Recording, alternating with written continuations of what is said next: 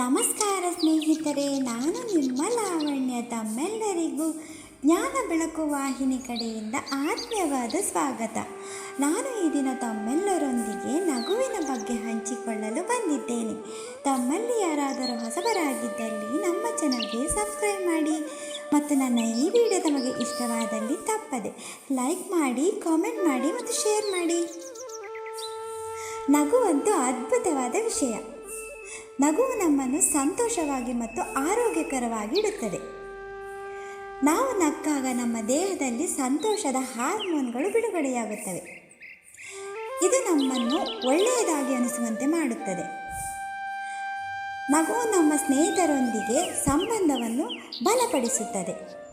ನಾವು ನಕ್ಕಾಗ ನಾವು ಹೆಚ್ಚು ಸ್ನೇಹಪರರಾಗಿ ಕಾಣುತ್ತೇವೆ ಮತ್ತು ಜನರು ನಮ್ಮೊಂದಿಗೆ ಸಮಯ ಕಳೆಯಲು ಇಷ್ಟಪಡುತ್ತಾರೆ.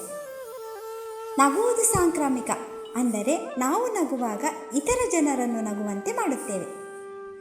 ನಮ್ಮ ಜೀವನದಲ್ಲಿ ಹೆಚ್ಚು ನಗುವನ್ನು ತರಲು ನಾವು ಏನು ಮಾಡಬಹುದು?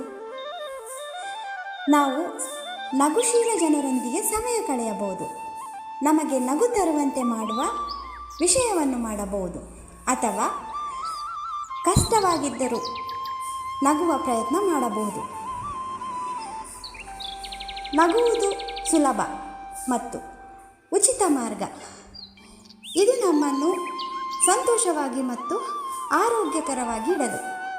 ಹಾಗಾಗಿ ಇನ್ನೇನು, ಈಗಲೇ ನಗಲು ಆರಂಭಿಸಿ. ಧನ್ಯವಾದಗಳು.